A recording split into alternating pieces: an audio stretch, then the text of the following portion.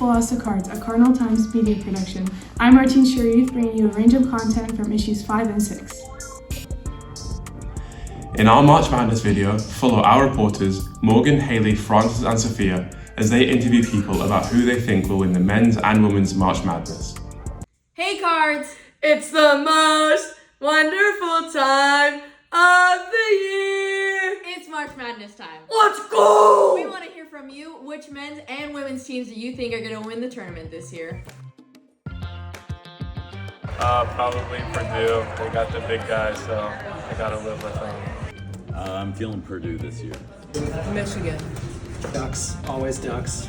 Never not the Ducks. Always the Ducks. It's an emotional pick. I realize it's not really grounded in reality so much as grounded in sort of the resources, the recesses of my heart. Right? Yeah. We interviewed a lot of people, but the most popular answer was Purdue. They have the best big in the nation so far.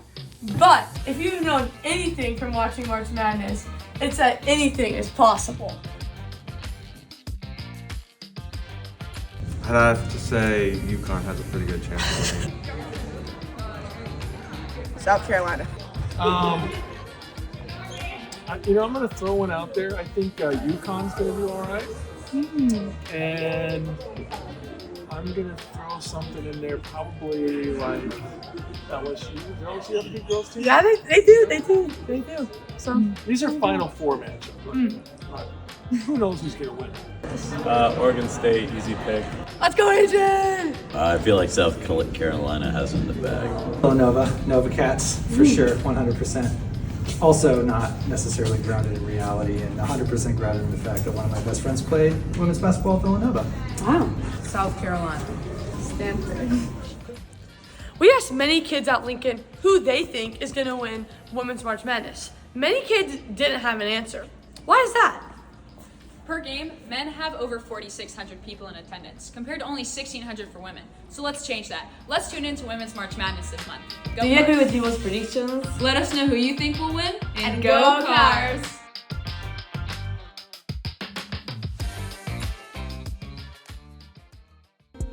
In this opinion piece by Finn and Robin, we learned that it might be time for the Oscars to go.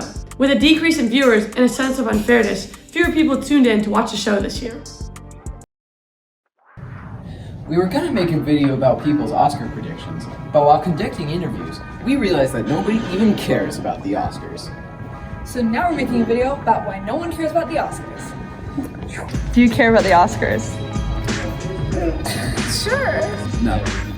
No. Nada. The Academy Awards, or the Oscars, were established in 1929 by the Academy of Motion Pictures Arts and Sciences, intended to recognize the art of film by celebrating the actors, writers, directors, producers, and technicians who worked in the industry that year.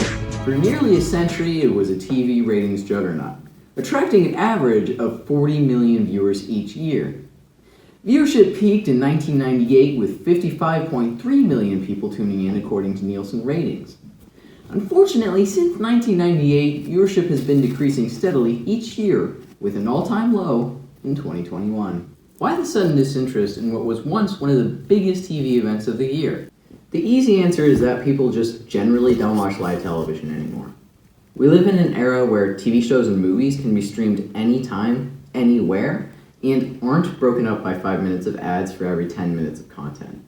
Cable TV is simply outdated in an era of widely available streaming services. In fact, data collected by TechJury.com suggests that in 2023, 95.1 million people will have canceled their cable network. The Oscars exist solely through live television and cannot be found through any streaming services, so it's simply impossible for a large number of people to watch the ceremony, even if they'd wanted to. It's so annoying. I can't watch the Oscars because it's not on streaming services. We need to change that right now. Another answer is that people have realized how rigged the actual deliberation is. In Hollywood, it's a poorly kept secret that the coveted awards of Best Director, Actor, and Picture are awarded to the nominee who most caters to the Academy. It's based more on which nominee spends the most on a fancy dinner with the board members than an actual criteria that the nominees meet. Even the nominations are said to be decided by which celebrities the board members want to meet. The idea that the best movie to come out that year is decided not on the actual merits of the films, but by who campaigns for the award the hardest, makes the whole award ceremony significantly less fun for audiences who want to see their favorite art adequately recognized. The reason that I don't care about the Oscars is because there's so many underrepresented groups and genres and different representations of people that aren't even credited or represented in those. Because I feel like there's a decrease in like live television and there's more forms of entertainment, so people are less likely to watch the Oscars. They're super corrupt and they don't feature good films.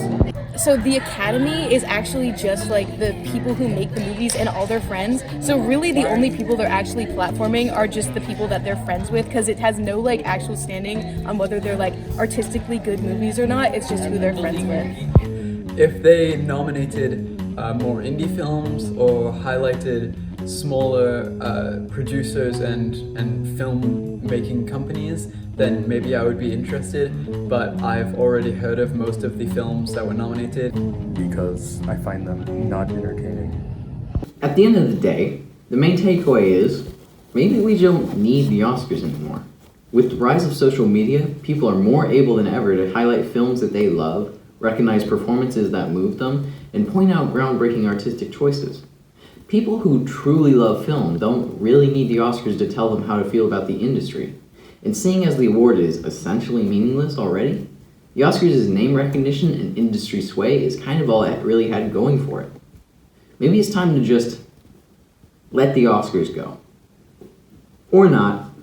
What the heck do I know?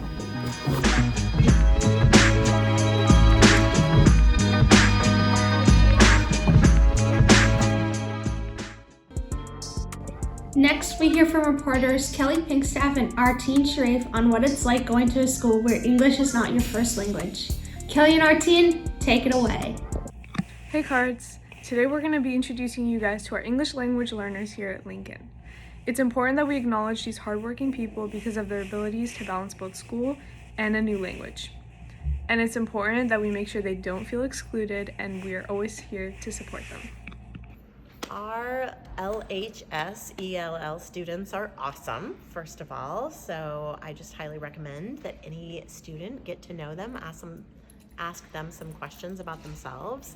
One thing to know about many of our ELL students is they're working quite a bit, and so they have their schoolwork that they're balancing and constantly translating, right, from whatever their first language is to English.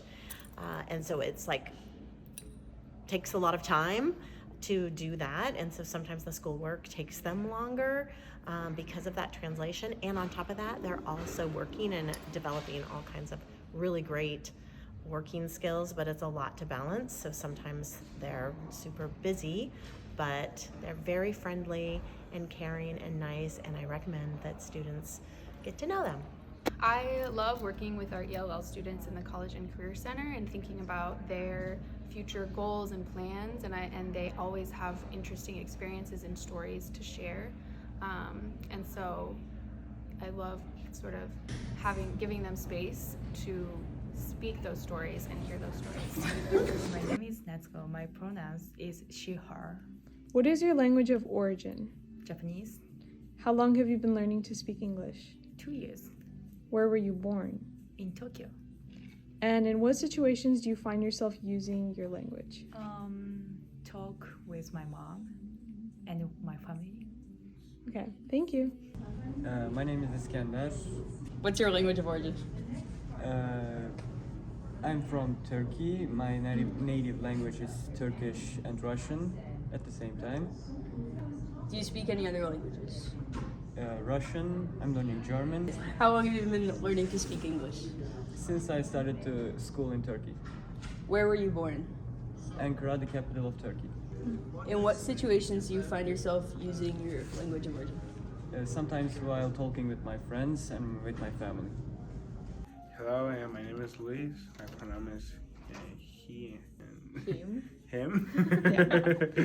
What is your language of origin? My name is Spanish. How long have you been learning to speak English? Like 2 years. Where were you born? I born here in United States, but I grew up in Mexico. In what situations do you find yourself using Spanish? I work in Carl's Jr. and there everybody speaks Spanish, so I use it there with my family and some friends here in the school. What's your name and pronouns? My name is Saidwood. I use he, him. What's your language of origin? My language of origin is African language I call Creole. Do you speak any other languages? Yeah, I speak a little bit of French, a little bit of Spanish and English. How long have you been learning to speak English? Since I was little, because back home I do take English classes. So. Where were you born? I was born in West Africa, Freetown, Sierra Leone. In what situations do you find yourself using your language of origin? The situation is like I get to meet some like friends that were from the same country, and I can use my Spanish skills and French skills at school too. Mm-hmm. Yeah, sweet. Thank you. Students that are learning English share the challenge of having to balance learning English, doing schoolwork, and their jobs. These students bring a lot to Lincoln. They add to language and cultural diversity and give us opportunity to see our world from a different perspective. We're so glad they're here and part of our Lincoln community. This is Kelly Pinkstaff and Arteen Sharif signing off for the Cardinal Times.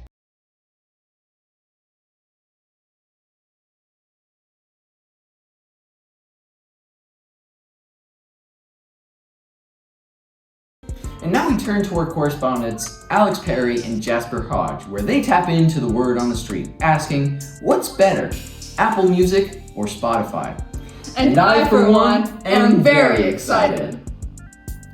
Hi, we are Jasper Hodgson. I'm Alex Perry, and we're going to be surveying students at Lincoln to try and find out if they prefer Apple Music or Spotify. So, which music streaming platform do you guys use? Spotify all day, the best. Yeah, me too. I use Spotify as well. Apple Music, we're not rocking with. I actually used to have Apple Music, and I switched over my subscription because I knew like Spotify was like where I wanted to be, you know. I use Spotify. I use Apple Music. I use Spotify.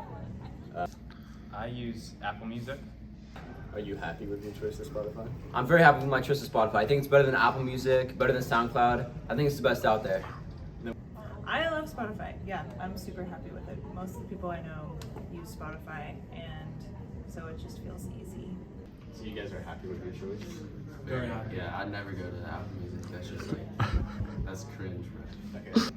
I'm happy with it, but I think the music search engine, like when it finds new music for you, is worse compared to Spotify. Okay, yeah. And then, what's your favorite feature of the app? I like all the pre-made playlists that they have. They have good genre playlists. I'd have to say like the party sharing feature where you can like listen to multiple stuff with your friends is pretty cool. I like Spotify Wrapped. I know Apple Music has that too, but I think it's just better on Spotify. And I like that I'm connected with like on any device with all of my family members. Okay. It's helpful. Why do you use it? I like Spotify because like my whole family has like a family plan, and it's really simplistic. We have a family plan, so I just always used it since I got my first phone. So. I used to be an Apple Music person, and then when Spotify got released, I felt like it had better sharing capabilities, and so I switched. After listening to the response from the teachers and students, it seems that Spotify is the preferred platform here at Lincoln. On top of that, research that Jasper and I conducted showed that Spotify has... Our next video is a promo about a podcast covering the recent rise in sports betting.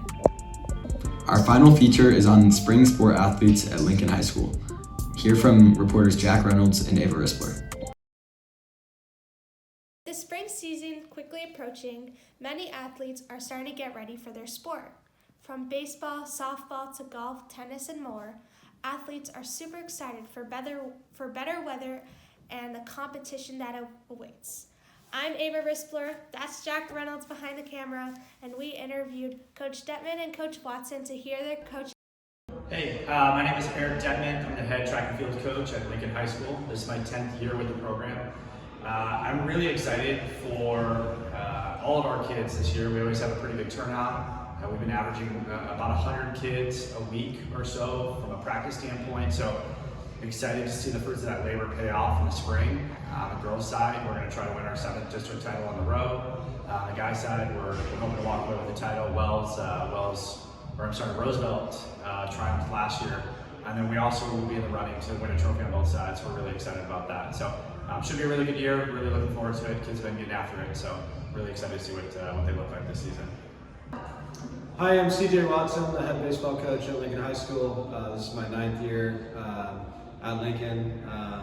Looking forward to the spring season. Our guys have been working really hard throughout the fall and winter. We have an awesome group of guys. Snuck into the postseason last year with getting 3rd place in league. We have much bigger aspirations heading into this spring. We bring back a lot of our last year's roster and looking forward to hopefully a much drier spring this year. Hi, I'm Isaac. I play baseball and I'm most excited to hit dingers and beat Grant. Hi, I'm Jonathan.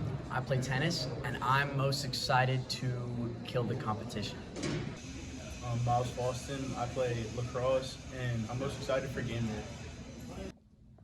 My name's Annabella Wilkinson. I'm a senior and I play singles 1 for the girls tennis team, and I'm most excited for playing at districts and state again. Hi, I'm Mia. I'm a junior at Lincoln High School and I play softball, and I'm really excited for bonding with everyone this season and watching everyone improve. My name is Kai Ewald. I do track and field in the spring, and I'm most excited for the time of year, the warm weather, and getting able to compete every week against all my school friends. Hi, my name is Alex Borst. I'm going to be running track this year. This is my first year as a high school student, and I'm excited to meet new people in the track space. Hi, my name is Ethan, and I'm part of the Lincoln golf team. This will be my 2nd year. I really enjoy the sport, and yeah, I'm excited for the new season. Go. Thank you to all of our student athletes for being in this video. We wish all our cards best of luck in the upcoming spring season. Go Cards!